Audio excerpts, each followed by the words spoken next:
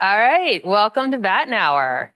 Hi, for those of you who have not met me yet, I am Melanie Igor, and I am a new professor of practice, and I've been at Batten since August.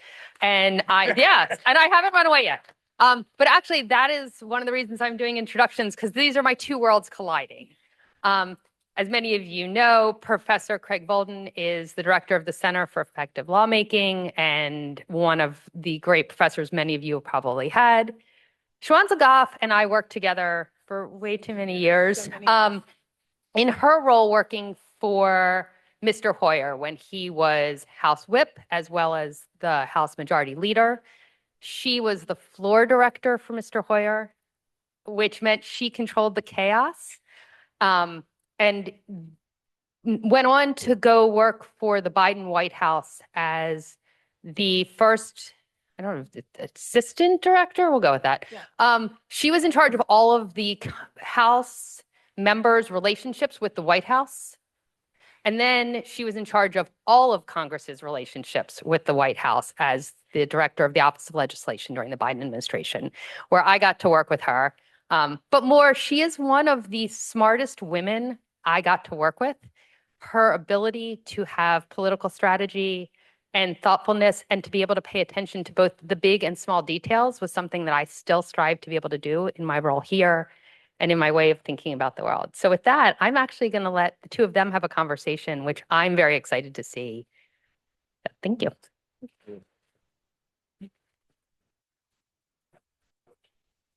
Well, I'll just start off by saying Melanie was probably way too kind, but she's probably one of the smartest people that I've ever got to work with as well. So thank you for that, Melanie. Nice to be working with smart people across the board. And thanks for the introductions. Yeah. Thanks for joining us today. Absolutely. I'm going to ask a series of questions and then we'll throw it off to the audience for your questions as well.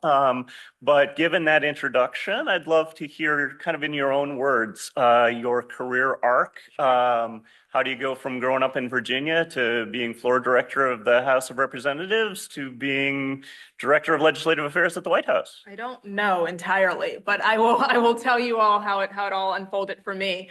I actually was born in New York City and lived there with my family until I was 11 years old.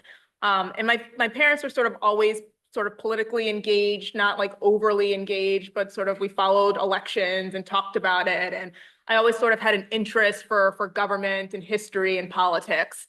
Then my family moved to Richmond, right outside of Richmond, Mechanicsville, Virginia, and I did middle school and high school there. And sort of always knew that when I went to college that I wanted to major in political science and sort of start figuring out what a career in government could look like. Had thoughts about being a lawyer and potentially going to law school, but sort of that was sort of how I was thinking about my career and sort of what I wanted to be when I grew up. Ended up going to the University of Tennessee for college, where I majored in political science. My first 2 years at college, I did internships in Washington, D.C. on Capitol Hill, which I think, again, helped to formulate sort of what it is I wanted to do and sort of gave me some real insight into what a career in Washington, D.C. could look like. And then as I was approaching my senior year of college, started to apply to law schools with the goal and idea of going to law school. Ended up getting waitlisted at American University in Washington, D.C., and ultimately not getting into their law school program, but got into their graduate school program, which is where I went for about 2 years and studied justice, law, and society, which was a real focus on sort of the philosophical thought and theory behind laws. Why do we have them? What do they do for society? And so spent 2 years at American University. My last semester there was determined to find employment. Primarily because my parents were telling me you have to get a job and make some money. And so started to apply to jobs on Capitol Hill. I just knew that that's where I wanted to at least experience working. And so anything that I saw and thought that I could apply to, I did. It wasn't the most strategic way to go about finding a job, but I ended up getting a call back for an office. At that time, did not have any idea who it was. It ended up being Steny Hoyer's Majority Leader's office. So this was back in 2008. Went through a number of interviews to answer phones in his front office and ended up getting a job as a staff assistant there for him. So my last semester in graduate school, I ended up working and doing school at the same time. And after that, sort of, during that time in 2008, it was an election year. Barack Obama was running. George Bush was president at the time. There were so many sort of economic things that were happening. So there was a lot taking place in terms of just energy and excitement on Capitol Hill. So while I was just answering telephones, it was actually a very fun and exciting time to be doing that. Obviously, at the end of 2008, Obama was elected. We went into 2009 with Democrats controlling both the House, the Senate, and the White House. And that was sort of the time in which, legislatively things were firing. We obviously got the Affordable Care Act. And again, just sort of being in the front office, I think had sort of a real firsthand view of what was taking place and how those negotiations were unfolding, given Steny Hoyer's role in leadership at that time. And then it's just sort of one of those things, I always say life on the Hill, things happen really slowly and then pick up and things, go quickly. And 2.5 years of answering telephones, I ended up getting a promotion to Hoyer's floor team because as majority leader, his job was to manage and run the House floor. And every year after that, I sort of just get different roles on his floor office and then ended up becoming his floor director. And so from there, I just sort of helped him and sort of supported the team in terms of what bills came to the floor and sort of the direction of what was taking place and sort of managing what happened on the House floor. Great, let's pick it up there. Yeah. So floor director, I don't know that everybody knows what a floor director is or what it's like. We might have some C-SPAN watchers here and so on. So looks really chaotic down there. What is life like on the floor? And maybe you could describe it in terms of what was your favorite day and what was your most stressful day? They're probably the same day, actually, the most favorite and most stressful. Well, I'll start with what is the floor director. It is a unique role. There aren't very many of them, and they are certainly defined to leadership staff. So both the speaker and the majority leader or the whips have floor directors, and they're sort of the senior staff who are out there helping to sort of manage and run the House floor. It sort of had different roles when we were in the minority, and Steny Hoyer was the minority whip versus when the Democrats were in the majority and he was majority leader. As majority leader, he was really charged with what bills are coming to the floor. So creating the calendar and the schedule and the management of the day-to-day floor actions were his job as majority leader, and it's sort of what I did as the staffer on the floor. When we were in the minority and he was minority whip, a lot of that dealt with building coalitions and sort of figuring out where the vote counts were and communicating effectively with the majority party about where members were going to be on certain pieces of legislation. In addition, it was a lot of communication, sending out floor updates and sort of information to members of Congress so they understood when they were voting, how they should vote on something if leadership had a vote recommendation. So it was a highly communicative role in terms of feeding information to the members, in addition to communicating and sort of manage and overseeing how the committees were doing and sort of what bills they were producing and how leadership could support the committees. And so the floor director role kind of had a number of different things to it, but really the main purpose was to sort of manage and help run the House floor. And then how did I become that? Was that my favorite days? There we go. Okay, let's go with that. Okay, let's go with that. I think I'll take a step back. I think there probably are one and the same, but I will go with 2 different days. One of my favorite days was, I think over time, what I really appreciated about the House floor was sort of learning the procedure and understanding parliamentary procedure and the rules of the House and sort of how you can use those rules to your benefit. And I think in the minority, it was particularly important because we didn't have the pleasure of being in control of what was happening on the floor. So really understanding the rules and coming up with unique ways to sort of still be effective and influential, even in the minority party, was something that I really enjoyed. So I should remember what year this was, but the reauthorization of the Export-Import Bank was like a huge issue that needed to be done. And the only way, because we were in the minority, the only way that we could actually get this done was through some arcane procedural aspect called a discharge petition. And up until then, it had not been used for a number of years. I think now discharge petition is sort of utilized a little bit differently. But back then, it had not been used in decades. And so I was sort of charged with the team of trying to figure out how to use this tool, how to use this procedure to help reauthorize the Export-Import Bank. And that took a lot of collaboration, honestly, with John Boehner, who at the time was the speaker, and his team to ensure that, we had all of the procedure lined up, that there was behind the scenes, we were communicating appropriately about what needed to happen. There was a very small margin in which we had in terms of the vote count, and we needed to figure out, where a coalition of Republicans were to sort of help us get this across the finish line. There were a number of procedural votes that took place in this process, so ensuring that we had the same coalition or the same vote count for each procedural step. I think that was sort of one of the most fun experiences for me, which is being able to use this very old and arbitrary House rule to sort of get something across the finish line that hadn't happened in a number of years. So I think that was probably one of my most favorite days. I think there's a number of challenging days, and they can range from really small things to large things. But I think going through my final year on the House, going through 2 impeachments, again, something that hadn't happened in several decades, to then experience 2 of them sort of back to back, I think was probably one of the more challenging experiences that I had during that time. I'm going to stay in the weeds for a little bit, and so forgive me, audience, because I'm just curious. So sometimes we teach that what gets to the floor comes through the Rules Committee, and sometimes we teach that it's all about the speaker and what the speaker wants on the floor, and now you're adding the majority leader. Yeah. How do we think about, for everybody that wants to advance a policy agenda, who do you talk to? Do you have to get all of them? How does that play out? Yeah, it's a little bit of getting all of them. I think we start with having a conversation with committees about sort of what their priorities are and sort of what bills could be ready or prime time could be ready to come to the House floor. And the 2 ways in which bills could come to the floor primarily are through suspension of the rules, which requires a larger majority, a 2/3 majority of the House to vote on those. Those tend to be non-controversial, sort of easy to pass type legislation. And then, like you said, the Rules Committee, which are sort of larger pieces of legislation that require 218 votes in order to pass and have to be brought to the floor through a rules process. And so we have to make the determination when you're sort of thinking about scheduling the floor, whether or not something can be a suspension bill or a rule bill. You sort of do that with the input and collaboration of the committees who have jurisdiction over the certain pieces of legislation. You know, a lot of this is sort of leadership driven. Obviously, the speaker and the majority leader and even the majority whip at the time, who has to actually come up with the votes for these bills, have to have a conversation around, you know, whether or not something's ready for the floor, how do we get it ready for the floor, where the vote count can be, and what does that all look like?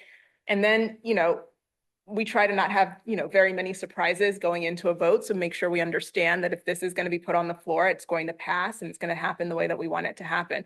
So I think ensuring that those conversations happen on the front end were super important. Also communicating with the Republican Party.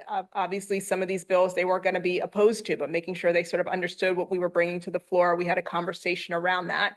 And if we needed votes, or if they needed votes, if we were in the minority and they were in control and they needed certain votes from something, that we had a conversation around what that looked like and what the strategy was in terms of getting our votes for something and sort of what was necessary to help pass a piece of legislation. So it was a little bit of communicating with both committees, your own leadership team, and the Republican leadership to sort of help determine what bill came to the floor.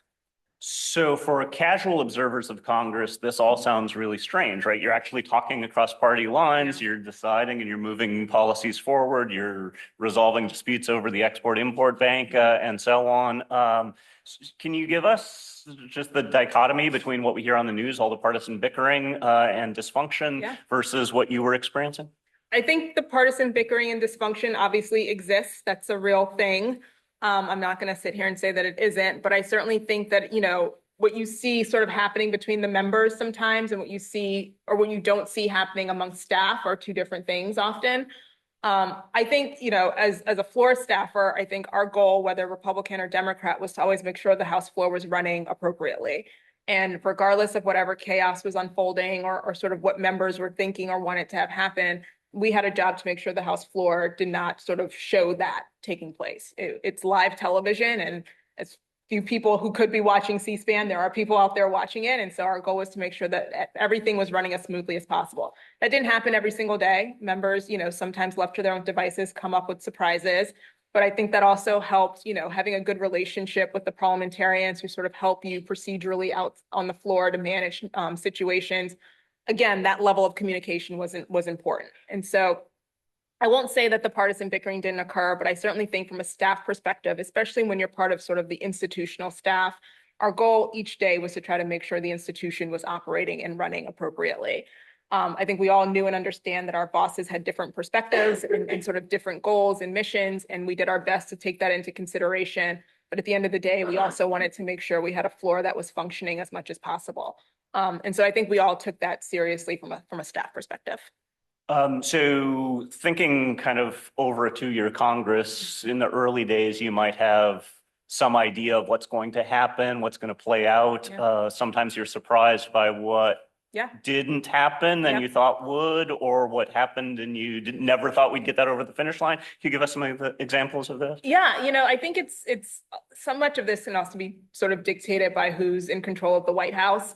I think in the first Trump administration, we saw a lot of, and I think it surprised both parties, honestly, is, Trump will tweet something, and that could be totally different than what the leadership had thought was going to happen. I remember some mornings driving into the office and seeing that tweet and realizing, oh, what we thought was going to occur or how this vote was going to play out is no longer going to be the case. And how do you sort of readjust and manage for that?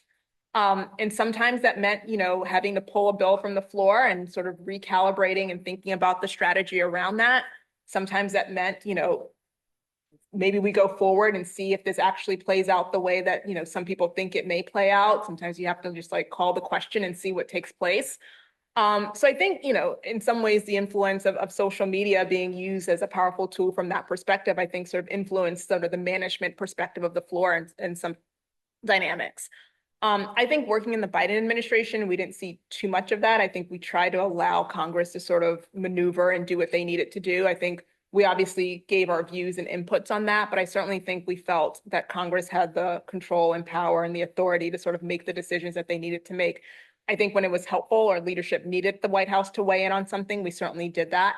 And it maybe wasn't always the president who did that. We used cabinet officials or other parts of the administration to sort of help talk to or engage with members. But I certainly think it was a different sort of style between the different administrations in terms of how you could influence what takes place on the floor. Thinking about that transition, so you were in Congress, then over in the White House, both involved, as we know, in policy making, but perhaps different roles and different ways of approaching it. Let me ask it this way. The early part of the Biden administration seemed like they were trying to choose which policies to move on which paths, right? Could move something through an executive order, had enough Democrats could do some things through, say, reconciliation process to just do a Democratic approach, could potentially build up a bipartisan coalition and get something through Congress. Later in the administration, that middle one was taken off the table based on the midterm elections. But how did y'all kind of either internally debate or think about those three different strategies? Yeah, I think the first 2 years, it wasn't even really a matter of us debating it. It was sort of what was sort of dictated to us by what was taking place in the country. And obviously Biden came into being president during the pandemic. And so much of the agenda was sort of dictated to us in terms of what we needed to do to sort of get the country back on track a little bit. And so, in the first 2 months or so, we had to get the American Rescue Plan out of the door, and that required a reconciliation process. And so, even if we wanted to think about other legislative priorities, I don't think we were allowed to, because we knew we had one assignment and one role, and that was sort of address and deal with the pandemic. I certainly think executive orders were also used, especially in the beginning. I think it was the president's way of sort of, again, being able to sort of say and dictate sort of his own priorities and messaging, work a little bit faster so that he didn't have to wait on Congress to do something. But I certainly think reconciliation and executive orders were definitely top of mind given the dynamics that we had in the first 2 years. We try to find bipartisan ways when we needed to or had to, but I think given the fact that we had all three branches of government, being able to get things done with Democratic votes, I think was sort of the primary focus of those first 2 years, which is not easy. And I think a little bit perhaps naively going into the White House at the beginning, I thought, you have control of all of government. We're all Democrats. We're all going to want to get things done and do it the same way and be on board. And some of my most challenging sort of whip operations and engaging with members and trying to find consensus happened with our own party. In some ways, I found it easier to sort of build those coalitions when we had to the second 2 years with Republicans. Because I think, Democrats had a lot of ideas, and some of those ideas were feasible, some of them weren't. And I think we really had to sort of navigate the nuances with our own party to try to get some real legislation passed. And we were successful. We got a lot of major pieces of legislation across the finish line in such a short amount of time. But that certainly did not come without, our own sort of battles and sort of engagements with members, some of which I think were publicly viewed, between Manchin and Cinema and so many other members. We sort of had these, sort of silos of progressives and moderates and how are they thinking about things. And I think the president did a really good job of sort of balancing all of those equities. But things that we thought would take, 3 months ended up taking 6 or 7 months for us to get done. I just think it's indicative of how the legislative process can take, how long it can take, depending on what you want to do. And even when you have control of all 3 branches of government, it isn't as easy as we all assumed it would be going into it. Mm-hmm. So can you get us way down into the weeds on some of those complex negotiations? I don't know what you're allowed to say and not allowed to say under certain circumstances, but you mentioned a few senators that were tough to bring along on some pieces of legislation. How far to go on climate change policy seemed to divide Democrats, a few other things. I think it was a matter of just, figuring out where the votes were and sort of how far we could push it without losing the coalition that we needed. And again, that I think the hardest part of that, or sort of the longest part of that, was just the time it took to sort of realize and figure that out. Members represent all parts of the country and sort of from that bring their own perspectives to Washington, D.C. about how things should and could be done. And what works in one state or one part of the country does not always work in another state or another part of the country. And I think a lot of what we had to do was find that balance and find that middle ground. And it took time to do that. And you had to be creative in terms of how you did that, particularly in the beginning and the time in which we were operating with the tools that a normal legislative affairs operation would have in terms of bringing people into the White House and having them convene together. We just couldn't do that because of the pandemic for the first part of our administration. So a lot of the tools, or even just going up to the Hill and interacting with members and their staffs, we just didn't have the opportunity to do that. So many of the tools that other legislative affairs teams have had and used to be effective and try to bring members along the way, we didn't have those tools. And so we had to think differently about things. And once travel sort of opened up, we started thinking about cabinet officials that could travel to certain districts and sort of do events for members. And if that would be meaningful and helpful, again, to sort of help them bring them along for a specific vote. So you really did have to sort of be creative in your thinking and sort of engage with members and have conversations multiple times over and over to try to figure out what could be the most useful thing to try to get them on board for a specific vote. And I think, in some ways in the beginning, we underestimated just how much time that would take. But I think once we sort of figured out a good sort of rhythm and cadence of what was necessary to have those conversations, it sort of took us in the right direction when we were able to get things across the finish line. I'm drawn to many aspects of what you were saying there in terms of negotiation and persuasion and information gathering and what to involve in exchanges and so on. And those all seem like leadership skills. So a School of Leadership and Public Policy. And yet the skills that one needs to use to be a leader probably vary if you're coming from the White House or from the minority party in Congress and so on. How do you think about kind of what different leadership approaches one would take in different settings? Yeah, I think in the White House, you can never underestimate the power of the Oval Office in so many ways. And I think that's for Democrats and Republicans, regardless of the issue or topic. I think that the power that the president has just to convene is really useful. And we use that judiciously. We were cautious about how often we use it, but I think whenever we did use it, it was usually highly effective ultimately. And that worked, even in the second half of the Biden administration when we had divided government. One of the biggest sticking points in negotiations that we had to deal with was funding for Ukraine. And at that time, we had a new speaker with Mike Johnson and sort of, figuring out exactly, who he was and how do we engage with him. A lot of it ended up being, bipartisan, bicameral convenings of the leadership to sort of have these conversations and talk through what the issues were. It also went back to sort of, if members needed to have briefings, how do we make, whether it's the National Security Council or anybody else in the administration available to both Democrats and Republicans so that they can understand sort of the information and intel that we at the White House had about a certain topic and make sure that they had that same information and we were sort of communicating effectively around that stuff.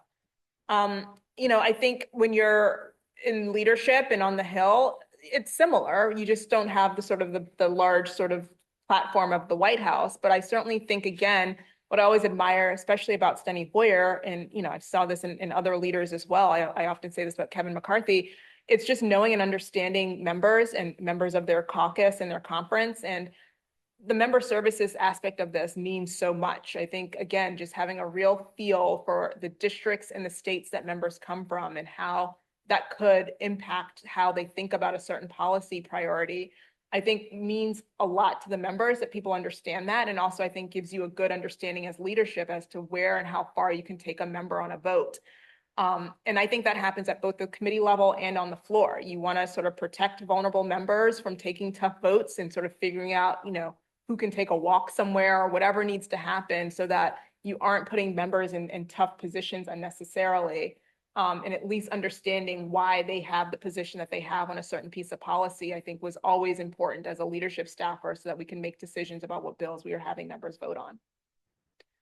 I'm intrigued by kind of the negotiations that go on between the president and Congress, or who takes the lead on something. One sort of common story is the Clinton healthcare plan failed because Congress wasn't involved enough, and the Affordable Care Act passed because Congress really took the leadership role there. From the perspectives that you've had, is it the case that there's something of a trade-off? The president getting involved sounds really influential, but at the same time, that could lead us to just divide into partisan camps. If Trump sends a tweet, suddenly all the Republicans are here and all the Democrats are there, or likewise through the Biden administration, maybe not via tweets, but something else. I think the instances that you mentioned, particularly obviously in the Obama days, the margins were much different than they were, during Biden's administration, and certainly what Mike Johnson has now in the House. You're dealing with, 3 vote margins. Obviously, things are very narrow. And so I don't think the dictating from any perspective can come from one place. I sort of do think that this has to be a collaborative sort of messaging and idea space, particularly when Biden was president. It didn't work if just one voice was sort of the one telling members what to do. And I think we gave leadership the space and the ability to have the conversations and do what they needed to do. But I certainly think that we weighed in where it was helpful and necessary for the administration to weigh in. And again, I think, like I said, it took a lot of time, and with the small margins, it only meant a handful of members could sort of be the ones who were opposing it, and we had to figure out how best to address that. But I certainly don't think that it worked when it came just from one voice or one space. I certainly think you had to have the communication, the collaboration in order to make it successful, particularly with the vote margins that we were dealing with. Mm-hmm. I have endless questions, but I know that you all have as well. And so I'm going to ask one more, then turn it over to all of you to ask your questions. And if you're too silent, I'll ask my questions. It's all going to work out great. But my first one is going to be on behalf of our students in the room. So what advice do you have for students of leadership and public policy who want to get into a career in public service? How should they have their outlooks on their time here to end up there? Yeah. Well, I think, even in this environment where things feel and appear and quite frankly are a little chaotic and uncertain, I always think of those as opportunities and moments for change and for things to come about. And so I think if public service is where your heart is and what you want to do, I certainly encourage that. I think regardless of sort of how uncertain things feel, these are opportunities for really successful and smart people to be engaged, and we need that. We need that now more than ever in Washington, D.C. to have those voices on all sides of the aisle. So I certainly think that if that is where your heart and your passion lies, you should go for it. Even in the most chaotic times, I think those were some of the best moments for me from both a floor staffer and in the White House. You learn how to sort of solve problems at the highest levels and sort of engage and be flexible, not only in your thinking, but how you sort of approach and communicate with members and people in general. And I think those are all skills that I think I was able to take with me as now I work in the private sector to sort of help navigate for a company how we think about decisions and how we think about our approach and engagement with Washington, D.C. So I certainly think that there are valuable skills that come out of a life in public service, and sort of the experience that you get from that is invaluable. So I am all for it. If that is what you're interested in, I think now more than ever, we need bright, smart, minded people to sort of get engaged and roll up their sleeves and be a part of the mess that's up there. Questions? We have a mic coming up. Thank you. Hello, thank you for being here. Yeah. I'm more of a Congress head myself, so my question is going to be kind of in that lens. I was curious about kind of the idea of the discharge petition, and you briefly mentioned parliamentarian. So I'm curious, how did you interact with like nonpartisan staff to develop strategies? And is it fair to say that you are working with nonpartisan staff to give your own party an advantage, or am I wrong in thinking that? I don't think it's completely unfair. I think I would work with nonpartisan staff to gain as much information and intel so that I could help formulate a strategy that perhaps gave my party or my leadership an advantage, for sure. I certainly think the parliamentarians and the nonpartisan staff were just that. They were nonpartisan. They gave us guidance and sort of understanding of the rules, but certainly did not, persuade us in one direction or another. And I think that was actually, not only their job, it helped to make me a better staffer because I really had to come up or be creative or think about the strategy in a real way while using their guidance and sort of understanding of the rules. And so I think they provided us sort of with the roadmap of what could be possible. And we sort of utilized that to make decisions on what we wanted to do. And not only, at a staff level after engaging with them, but also taking those recommendations to our principals and presenting that to either, Steny Hoyer or Nancy Pelosi or whomever to help them understand what the menu of options could be for us to pursue and then make a decision on whether or not they wanted to choose one of those. And then again, with the help of the parliamentarians or others, sort of execute on that as best we could. Yeah, yeah.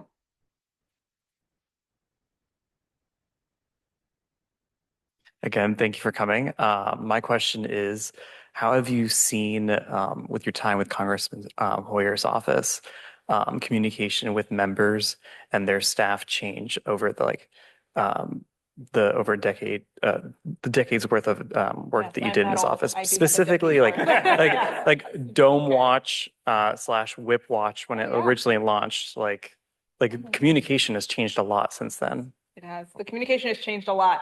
I mean, even I remember when Dome Watch, it's amazing that you mentioned that. So thank you. I remember when those were sort of innovative tools that we weren't sure how Congress was going to react to them. I mean, when I first started, our communication, particularly about the floor, was primarily through emails and floor updates and things of that nature. And that was the way in which members knew what they were voting on. That is how they understood what the schedule was going to be. That's how their staffs got their information. It was primarily all through email. And then I think obviously as, we moved away from BlackBerries and iPhones and all of those came into play because I am that old. That's when we sort of implemented these apps and sort of these other tools so that members sort of had real-time information about what was taking place on the floor.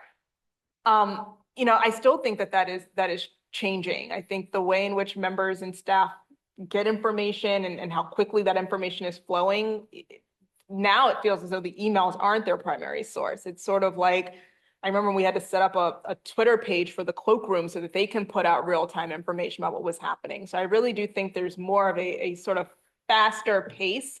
I won't say it's super fast because it's still the Hill in Congress. And so I think, all of that takes some time, but there is certainly a faster pace in which, that information about what's happening is transmitted.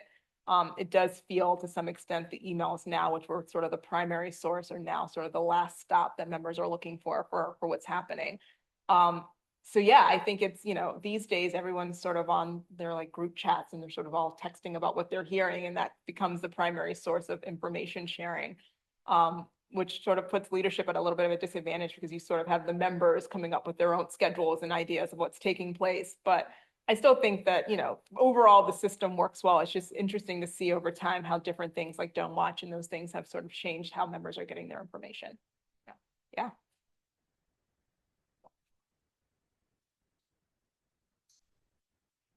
Thank you for being here. Super interesting. I'm thinking about some of the incentives that members face and interested on your view. Do you find that members are more motivated by internal incentives around committee assignments or other dynamics within the institution, or more motivated by external ones like primaries, election, social media, public image, things like that? Yeah. Yeah, I think it's probably a little bit of both. I certainly think the internal dynamics are a huge factor and probably maybe a larger factor than some of the outside things, but it sort of depends on the member and what they're up against. I think if members are in districts that aren't as safe and need a little bit more sort of help on the political side, you know, travel and help during, you know, election season is more of a currency for them than some other things. I think, you know, especially I remember when I was scheduling the floor, particularly in an election year, you had to think about sort of your more vulnerable members or the ones who may need a little bit of extra help and sort of what bills are you bringing to the floor? Are there other bills that they have sponsored or that they co-sponsored are important to them? Are you making sure that those are getting floor time as well? And so I think there have been a number of different ways that you could think about sort of providing that support for members who have a little bit of a tougher race. I always think, you know, the internal things do matter. I think members are always thinking about different committee assignments and sort of ways in which that they could advance and move up within the caucus. And so I think that's always sort of a conversation that's ongoing for members. Even some of the more senior members who've been around for forever are kind of always thinking about and looking for, you know, other opportunities and ways in which they can advance themselves. So I certainly think that that is always going to be currency that is useful and valuable in terms of being influential for members. Yeah. Yeah. Hi, my name's Caroline. I have a question about sort of using your experiences to, so in America, wouldn't be characterized as having a lack of opinions about how problems should be solved. But what we sort of see on the media is obviously quite different than the staff like you that were working behind the scenes on these issues, which lends you sort of a whole different perspective on how you implement solutions to problems. And I am curious if there is like a particular thing or insight that you wish was better understood by the public or better portrayed by the media in like directing our conversations about how to you know, solve XYZ problem or address XYZ problem that just is kind of missing in these conversations. It's a really good question. You know, I think part of it is, I think in general, Congress probably needs, they have strayed away, and I think each year it gets a little bit worse from sort of regular order. And I think we see that more, you know, astutely in when it comes to government funding. I think that has sort of been, you know, years ago was something that just sort of happened automatically without much fanfare or thought. And now it's become such a highly charged issue. And I think, you know, even in the time that I was on the Hill, I think I went through 2 or 3 shutdowns. Even during those shutdowns, there was always conversations about how we were going to reopen government and what does that look like and how do we get ourselves there. And I think we have moved away from that a little bit. I think obviously in the last shutdown, they didn't even come into session. It didn't feel as though that was sort of the motivating factor. I think people sort of were comfortable to an extent with the shutdown because they were able to sort of politically make the comments and sort of the motivations that they needed to get out there publicly. So I think, you know, some of it is like we need to get back to sort of Congress operating in a sort of regular order fashion where things sort of go through committee and then come to the floor. And I think from there, there's an incentive to sort of be collaborative because everyone sort of had a say in the process as things moved. So I think some focus on that. And I think, you know, you sort of hear leadership say it quite frequently that we want to get back to regular order. I do think that resonates and exists, and that is something that people want to have happen. It's just a matter of trying to get it to happen, I think, is where we're falling short. But I do think that is certainly a incentive and an argument that's happening behind the scenes about trying to get things back on track in a regular order fashion. And I just remember earlier this year, just talking to some of the Republicans and even some of the Democrats who were feeling really good about the appropriations process after the longest shutdown. And we're thinking that like, we can get these back on track. That means like, you know, there's possibility for other things to potentially happen as well this year. And there's a really sort of positive feeling and thought process around all of that. So I do think that still means something to the members and to the staff and to everyone up there. Obviously that changed with sort of the Department of Homeland Security sort of argument that's unfolding right now. But I really do think the desire to sort of get things back to functioning and moving in the right direction exists, and members want that. It's just a matter of sort of navigating how best to sort of make that happen.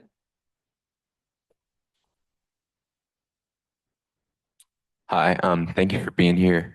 I guess I had a question. Obviously the Biden administration was quite legislatively productive, but the last election was still a pretty definitive rebuke of his leadership, even though it was close.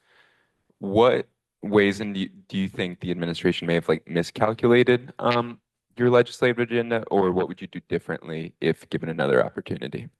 I think it's probably two things. One is so much of what we had to do, and I touched on this in the beginning, was sort of not things that, again, we had a lot of time to sort of think through or sort of make sure the messaging around it was accurate. It was just because we had to sort of get the country back on track. And so we were moving with speed and sort of trying to get as much, out there in terms of, was it vaccines or money or whatever was necessary to get schools back open and people back together and sort of get the pandemic under control. I think after that, when we sort of started to get through infrastructure and a number of other things, part of it could have been, a communication and messaging problem. Perhaps we did not fully talk about all of the things that we did as thoroughly as we needed to. Probably, I think both members on the Hill and sort of the administration could have done a better job of sort of branding and talking about sort of what was in these bills and how meaningful they were and sort of, specifics about what this means for Americans. And I think we sort of just was on this path of producing really strong and really good legislation, but really didn't have a clear communication around it. So I think that may have been part of the reason as well. I think people just felt like we were pushing a lot of stuff out there without maybe clarity of what all of it meant and how helpful and useful it actually could be for people. And I think that was probably part of what we could have seen unfold in the election. On this back and forth between governing and electioneering, or however we think about that, I'd love to get your impressions about a few snapshots in maybe the last year or so in the Biden administration. So it seemed like maybe we were on the cusp of a bipartisan immigration reform measure. Can you talk us through Really that? tough issue. Can you talk us through what was going on that? Yeah. Overall? Yeah, I think you kind of touched on it. I think from a policy perspective, immigration is a really hard issue to sort of get through and navigate on a good day. I think part of, what we may have seen unfold in those negotiations was the fact that it was an election year. And I think in some regard, regardless of how good the policy may be, sort of election politics always sort of play into certain decisions. And I think we may have seen that unfold as it related to the immigration negotiations. And I think you could see that in any year. I think we'll start seeing a little bit more of that this year as we approach the midterm elections and sort of, less on the legislating front and more on just the messaging front and how folks are talking about things heading into November versus legislating. Sometimes, putting people on the record and having recorded votes on things can sort of backfire in an election year. So managing sort of that aspect of things so that members again aren't placed in vulnerable positions, and that you're sort of protecting members from what they need to be protected from before the election occurs. Next snapshot, the transition from President Biden running to Vice President Harris running, did that affect your legislative strategy as well, or was that? I don't really think it did. I think we sort of knew what we needed to accomplish. And I think both President Biden and candidate Harris were sort of on the same page about what needed to get done legislatively. So I don't think it played into, the election did not play into our sort of legislative agenda in a way that we had to take into certain considerations in a different way. I think it all came down to, again, sort of the same pieces that we saw unfold, whether it was government funding, et cetera. We always knew what we needed to do to sort of keep things functioning. And that was sort of the guiding force. And the election was what was happening sort of secondary as we were thinking through sort of our own legislative priorities and what we needed to do for the president.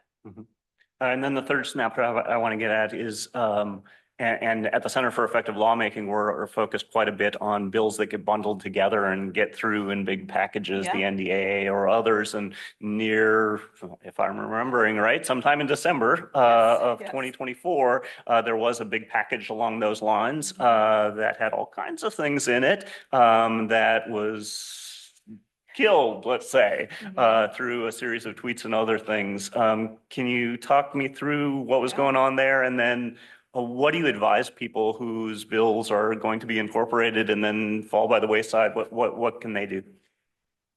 look, the legislative process is not a straight line by any means. And so again, I think a situation like that taught me, or just sort of re-emphasized for me and reiterated the you know, the importance of flexibility and sort of understanding and being nimble. And so many moments where you think something is going to unfold a certain way, you realize at some point it may not. And you kind of have to think about, okay, how do we regroup here and how do we get back on track? The goal was at that time that was a government funding bill as well, was to ensure that we didn't have a shutdown. And sort of what did we need to do now that we sort of had those tweets that came out and sort of derailed the current package? What did we need to do in the short window that we had left in Biden's administration to make sure that we were successful and effective?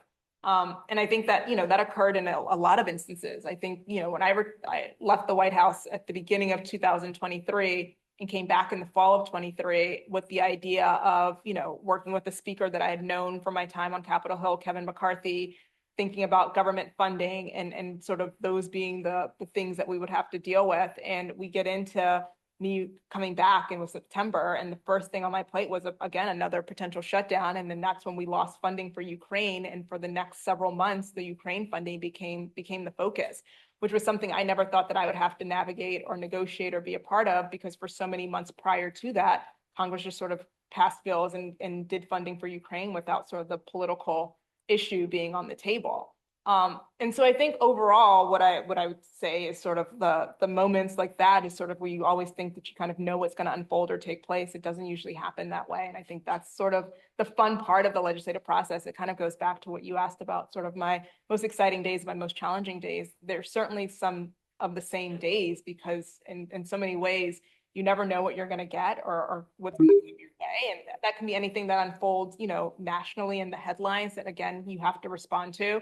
I think obviously we saw this recently with DHS funding. I think Congress, again, thought that they were going to be able to get these appropriation packages through the House and the Senate and have very little issues or problems to navigate. And now there was a problem. And so being able to sort of adjust to what's happening in the headlines and nationally or around the world, I think always plays into, whether it's an election year or not, sort of how the legislative process can unfold. From a student perspective, there can be a lot of frustrations. We see a policy problem. We look at a good policy analysis. We say, here is the solution. We'd like kind of a linear process through which that comes into law. Everybody considers it. We weigh in on that analysis and so on. On the other hand, there's something to really like about bringing all kinds of people from different perspectives together and hearing them and deliberating them and navigating back and forth and modifying the policies as we go along. Do we just have to hold both of those views at the same time, or how do you think about it? Yeah, I think so. Yeah, I mean, I think it is, I said this already, it's not a straight line. It isn't. And, even these days, it's, again, made even more complicated by vote margins and small majorities. And I think we'll just continue to see more of that play out over time. I think the days of 20 to 30 seat majorities are long gone for the time being. And so I think all of that sort of plays into how quickly, a solution from a policy perspective can unfold. I think we're also dealing with leadership who are sort of new to these roles that they've had for so long, particularly on the Democratic side. We've had leaders who are in those roles for decades and sort of, again, this were things that they had experienced and sort of knew how to navigate automatically. So I think when you're dealing with newer leadership, coupled with sort of the smaller vote margins and all those other dynamics that play into it, is already a very complicated process. It makes it that much more complicated. And again, we saw that unfold even in Biden's administration when we had control of all three levers here. The hardest part was we had a 50-50 Senate and a very narrow majority in the House. And on any given day, any one of those members, even of the same party, could have opposition to something. We would have to figure out how to navigate that. So I think it's, as much as we all knew what the solutions were, we had plenty of policy papers and ideas about how to solve a problem. There were all these other dynamics that played into whether or not we could solve that problem quickly. And I think you'll continue to see that play out over time throughout Congress, that it's no shortage of ideas or sort of policy solutions. It's sort of some of these other dynamics that kind of make it a little complicated to navigate. So some of that is about the politics. Can you reassure us that the policy analysis actually did play a role in some of these debates? I think they certainly did. Like, look, again, I am the strategist and sort of the person on the floor trying to figure out how we navigate a lot of those issues. But as someone who worked closely alongside the people who ran the policy, I certainly think that happened. Yeah, I think a lot of, like I said, we had no shortage of sort of policy ideas, and I think members will continue to produce those for us. And sort of the White House had their own, and we worked really hard to sort of find alignment and deconflict where we needed to deconflict in places. And even if we needed to do that in a bipartisan way, we did that. So I certainly think the policy still sort of drives what needs to happen. But I think, again, in a world in which you're sort of dealing with these other dynamics, and we'll continue to deal with those for some time, it isn't always just the policy that's sort of the center of the conversations. You really do have to consider these other dynamics and factors that play into how you actually get something across the finish line. I think I see a couple more hands coming up. Yep. Thank you for coming. I think one of the bigger changes that we've seen in the appropriations process in the last couple of years was the end of the earmark moratorium and congressionally directed spending, community project funding coming back for fiscal year 2022, I believe. I was curious if you could share your perspective on that, both from your role in the administration at the time and then also just kind of seeing many of these processes year over year, how that has changed that appropriations process since earmarks were brought back, if that like helped grease the wheels or not so much. Yeah, it goes back to the other question about incentives. I think it's a great tool to have to help incentivize members of both parties. If you're able to bring specific things back home, that's always useful and helpful.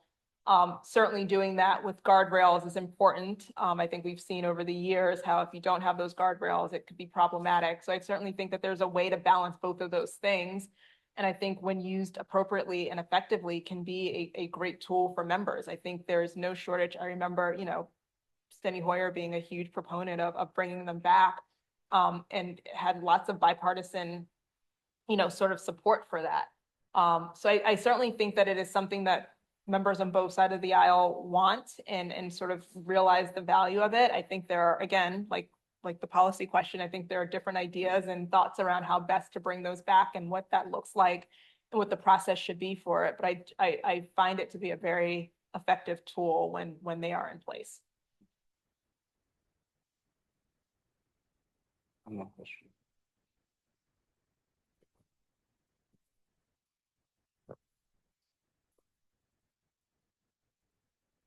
Thank you for coming.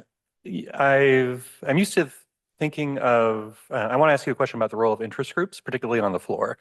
Typically, we think of interest groups as being really heavily involved at the beginning stages of the policy process or when a bill is in committee or something like that. Do they have a role on the floor that is similar in your experience, or how would you characterize it? Probably not to the same extent, I think, in my experience. I certainly have seen over time the influence and impact that they could have, like you said, at the committee level. I think it varies based off of what the bill is, obviously, but I think overall, from a floor perspective, by the time we kind of get something to the floor, we've hopefully sort of solved and addressed a lot of those other interest groups or whomever, those outside influences, those issues. That isn't always the case, and we certainly have had bills that have come to the floor where letters would have gone out or calls were made from outside voices that sort of impacted whether or not we would bring that bill to the floor at that time or sort of what changes and adjustments we needed to think about and make. But I certainly think that the goal is always by the time you're ready to bring something to the floor, that a lot of that has been worked out, addressed, and managed before a vote. With our one more last question right up here. Yeah, thanks so much for being here. Can you recall a forced speech that made a difference? I mean, a lot of things happen on the floor, there were votes, negotiations. Forced speeches matter. Is there one that stands out? I will say, yes, they do matter. I think they still matter. One that stands out, I mean, this is probably, yes. I think any speech, it's sort of, again, as you think about when you're managing the floor, who your most effective voice is and when do you want to use them. And you try to make that happen usually at the closing remarks before debate ends, just as sort of the last voice that people hear. And I have to say, John Lewis is probably one of the more effective members who did that so well. It didn't sort of matter where you were on the political spectrum. Whenever he spoke, everyone listened. And so I certainly think that, you know, whatever the issue was, particularly his role on the Ways and Means Committee, he was a very effective voice for us and for the country, and was utilized in a way that I think helped to sort of reiterate the importance of whatever we were debating. So yeah, I think a John Lewis speech for sure. Anything we should have asked you that we didn't? The one never knows what to ask folks who work so well behind the scenes in so many settings. That's a good question. I mean, I think I've already touched on this, but you know, again, the bipartisan bickering is a real thing, and I certainly have experienced that at a staff level, but I certainly say, you know, and it's true, some of my best friends from the Hill and my time in working in government are friends from the other side of the aisle. And I think a lot of that stems from the fact that I was able to work for a boss in Steny Hoyer, who was also extremely bipartisan in nature and sort of how he approached problems and thought about things. And in a world in which it feels as though that doesn't fully exist anymore, I'm still super hopeful and believe in the process and in the institution, and that we will get back to that. I do think that the ability for that to be there is still a real thing. And so I haven't given up on the notion of bipartisanship. I know it feels and looks, you know, like it doesn't exist and that's not a real thing anymore, but I certainly think that there are members who again want to work together. I think we see that on the Appropriations Committee in particular, but certainly others that really do want to find coalitions to do policy work in a bipartisan way to get some real things done. Happy to end on a bipartisan, let's all get together note. Please join me in thanking Director Shuwanza Goff for her time and public service.